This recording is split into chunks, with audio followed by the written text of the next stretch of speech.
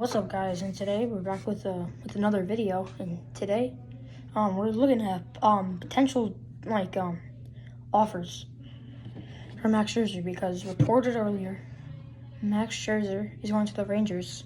The deal is not complete yet, so we're going to be going over some potential players that can be in the trade. So make sure to like and subscribe, and see you at the end.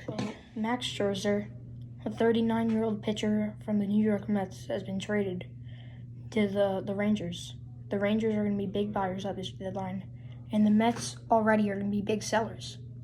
Now they're going to so they're selling by trading Max Scherzer to the Rangers, and then they also traded away their closer, David Robertson, to the Marlins, a division rival. That's the main part. A guy that I think that he can get traded for, starting with Jack Leiter. Jack Leiter hasn't been a great pitcher this year, but he could be a future superstar. He was drafted in the first round, number 2 overall pick in 2021 by the Texas Rangers out of Vanderbilt. This year, he is 2-5 with a 5.51 ERA and 15 games started, with a whip of 1.52, which is way below average. One good thing, though, the strikeout numbers are high. So if he has 85 strikeouts in 65 innings, that's around 1.3 strikeouts an inning. So he can shut him down, take a little pressure off the defense. That we're going to be looking at is one of the Texas Rangers' third baseman, Josh Young. He was one of their 7 All-Stars this year, and he was really worth being an All-Star. He has 111 hits, 23 doubles, and 20 home runs, including 61 RBIs, with 1 stolen base and caught stealing 3 times. He can generate some walks, but not many. Strikeout to walk ratio isn't the greatest, but he doesn't strike out much. Actually, that's why he struck out 125 times this year. But that's not bad for a rookie. A rookie's getting used to new pitching already, so it's all right. There's nothing to worry about there. He has a slugging percentage of .491. His slash line 328, 491, 819. Then OPS plus of 122. And he has 196 total bases. Now moving on to the next player. This player is one of the most underrated players, in my opinion, in the whole entire MLB, Leody Taveras. He's a switch hitter, outfielder, mostly a center fielder, and he should have been an All-Star, but he wasn't, because he just wasn't. This year he has 90 hits, 11 home runs, 17 doubles, and 2 triples with 49 RBIs. He has 10 stolen bases and he's been caught stealing 3 times. And he doesn't strike out much. He's only struck out 70 times, and he's had around the same amount of plate appearances as Josh Young.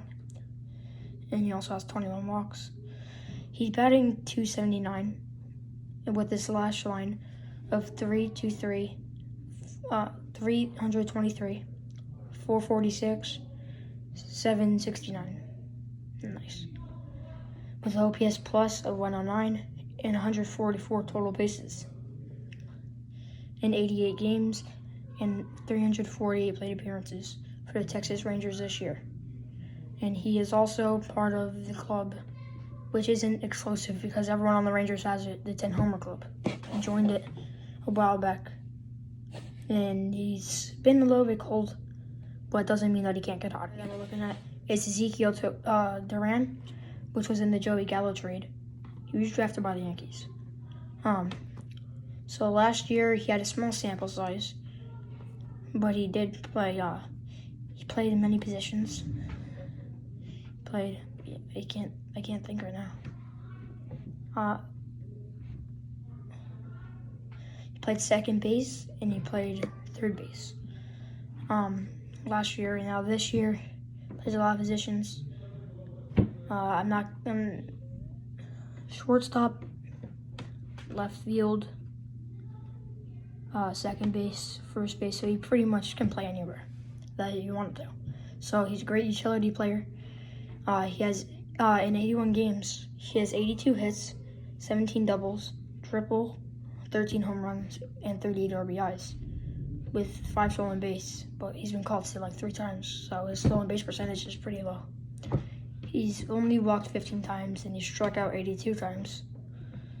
So the average is 1 strikeout a game, but he also averages 1 hit a game.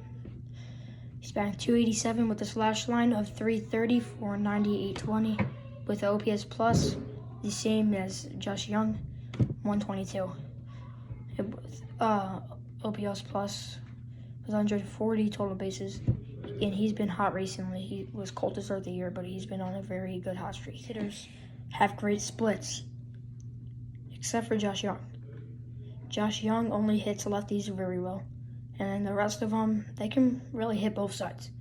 Obviously, Leody Taveras is meant to hit from both sides of the plate, so that means that he can hit both-handed pitchers.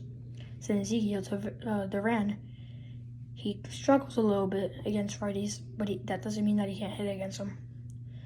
But every one of these players in here, except for Taveras, has better success against lefties. Taveras, obviously, as a switch hitter, faces more righties, so he's more used to hitting left-handed, which gives him higher exit velocities and higher barrel percentages. The one player that is still in the minors in this group is Jack Leiter. Now, what it means by the Mets are selling, they're looking for a future. Like with the Dodgers, the future is now for them.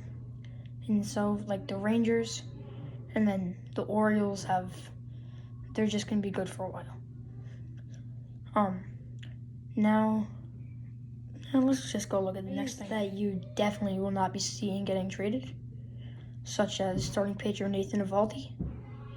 He was a Red Sox last year, but then signed with the Rangers in free agency. Corey Seager with a big contract as their starting shortstop, and it's gonna be like that for 10 more years. Marcus Semien, their star second baseman.